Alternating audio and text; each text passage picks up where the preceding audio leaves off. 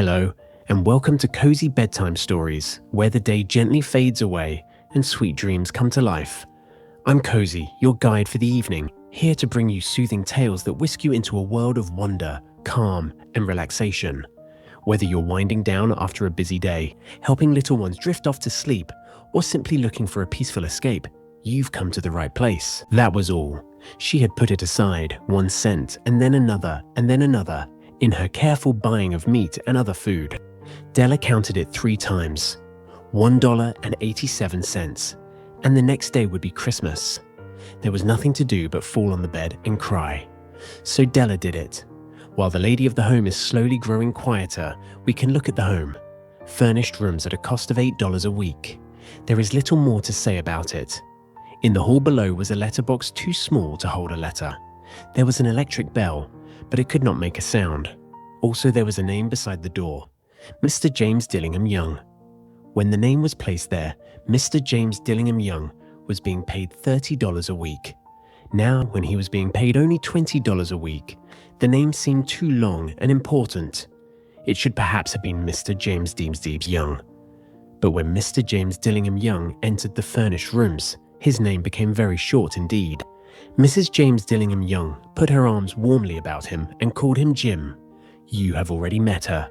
She is Della. Della finished her crying and cleaned the marks of it from her face. She stood by the window and looked out with no interest. Tomorrow would be Christmas Day, and she had only $1.87 with which to buy Jim a gift. She had put aside as much as she could for months, with this result. $20 a week is not much. Everything had cost more than she had expected. It always happened like that. Only $1.87 to buy a gift for Jim. Her Jim. She had had many happy hours planning something nice for him, something nearly good enough, something almost worth the honor of belonging to Jim. There was a looking glass between the windows of the room. Perhaps you have seen the kind of looking glass that is placed in $8 furnished rooms. It was very narrow. A person could see only a little of himself at a time. However, if he was very thin and moved very quickly, he might be able to get a good view of himself. Della, being quite thin, had mastered this art. Suddenly she turned from the window and stood before the glass. Her eyes were shining brightly, but her face had lost its color. Quickly she pulled down her hair and let it fall to its complete length. The James Dillingham Youngs were very proud of 2 things which they owned. One thing was Jim's gold watch. It had once belonged to his father, and long ago it had belonged to his father's father. The other thing was Della's hair. If a queen had lived in the rooms near theirs, Della would have washed and dried her hair where the queen could see it. Della knew her hair was more beautiful than any queen's jewels and gifts. If a king had lived in the same house, with all his riches, Jim would have looked at his watch every time they met. Jim knew that no king had anything so valuable, so now Della's beautiful hair fell about her, shining like a falling stream of brown water. It reached below her knee. It almost made itself into a dress for her, and then she put it up on her head again, nervously and quickly. Once she stopped for a moment and stood still while a tear or two ran down her face. She put on her old brown coat. She put on her old brown hat. With the bright light still in her eyes, she moved quickly out the door and down to the street. Where she stopped, the sign said, Mrs. Sofronie, hair articles of all kinds. Up to the 2nd floor Della ran and stopped to get her breath. Mrs. Sofronie, large, too white, cold-eyed, looked at her. Will you buy my hair? Asked Della. I buy hair, said Mrs. Sofronie. Take your hat off and let me look at it. Down fell the brown waterfall.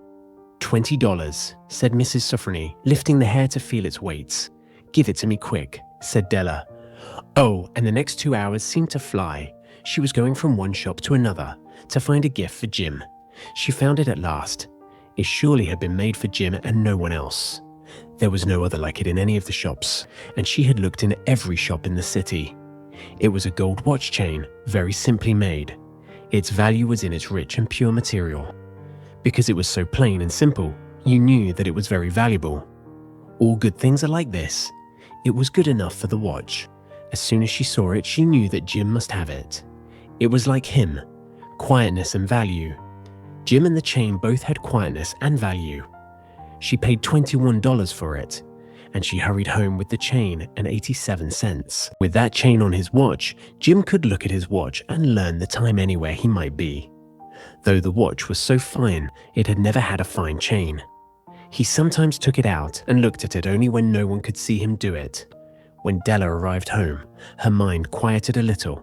She began to think more reasonably. She started to try to cover the sad marks of what she had done. Love and large-hearted giving, when added together, can leave deep marks. It is never easy to cover these marks, dear friends. Never easy to cover these marks, dear friends. Never easy. Within 40 minutes, her head looked a little better. With her short hair, she looked wonderfully like a schoolboy. She stood at the looking glass for a long time. If Jim doesn't kill me, she said to herself, before he looks at me a second time, he'll say I look like a girl who sings and dances for money. But what could I do? What could I do with $1.87? At 7, Jim's dinner was ready for him. Jim was never late. Della held the watch chain in her hand and sat near the door where he always entered. Then she heard his step in the hall and her face lost color for a moment. She often said little prayers quietly about simple everyday things. And now she said, "Please God, make him think I'm still pretty." The door opened and Jim stepped in. He looked very thin and he was not smiling. Poor fellow, he was only 22, and with a family to take care of. He needed a new coat and he had nothing to cover his cold hands. Jim stopped inside the door. He was as quiet as a hunting dog when it is near a bird. His eyes looked strangely at Della, and there was an expression in them that she could not understand. It filled her with fear. It was not anger, nor surprise, nor anything she had been ready for. He simply looked at her with that strange expression on his face. Della went to him. "Jim, dear," she cried, "don't look at me like that. I had my hair cut off and sold it. I couldn't live through Christmas without giving you a gift. My hair will grow again. You won't care, will grow again. You won't care, will you? My hair grows very fast. It's Christmas, Jim. Let's be happy. You don't know what a beautiful nice gift I got for you." "You've cut off your hair?" asked Jim slowly. He seemed to labor to understand what had happened. He seemed not to feel sure he knew. "Cut it off and sold it," said Della. "Don't you like me now?" "I'm me, Jim. I'm the same without my hair." Jim looked around the room. "You say your hair is gone," he said. "You don't have to look for it," said Della. "It's sold, I tell you. Sold and gone too. It's the night before Christmas, boy. Be good to me, because I sold it for you. Maybe the hairs of my head could be counted," she said. "But no one could ever count my love for you. Shall we eat dinner, Jim?" Jim put his arms around his Della. "For 10 seconds, let us look in another direction. $8 a week or $1 million a year. How different are they? Someone may give you an answer, but it will be wrong. The Magi brought valuable gifts, but that was not among them.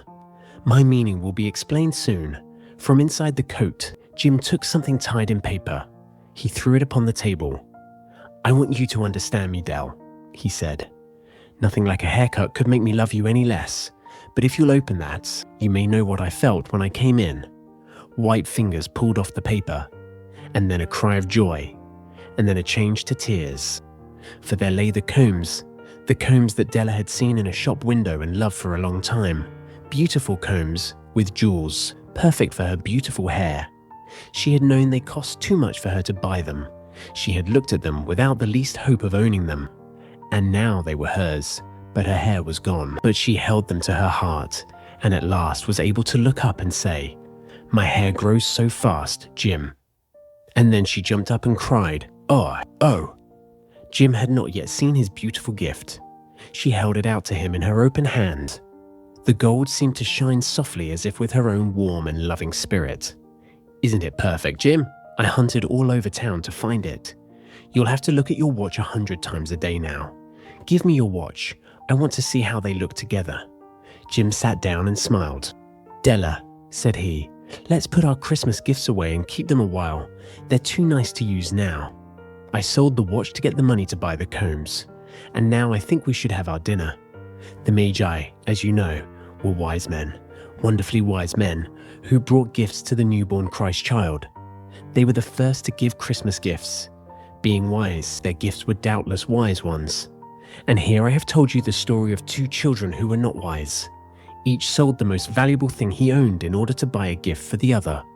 But let me speak a last word to the wise of these days. Of all who give gifts, these two were the most wise. Of all who give and receive gifts, such as they are the most wise. Everywhere they are the wise ones. They are the Magi. And that brings us to the end of tonight's story. I hope it brought you comfort, warmth, and a little escape from the day. As you close your eyes and drift off to sleep, remember, the best adventures await you in your dreams. Thank you for spending this cozy moment with me. If you enjoyed tonight's story, be sure to join me again tomorrow for another gentle tale to help you unwind. Until then, sweet dreams and good night.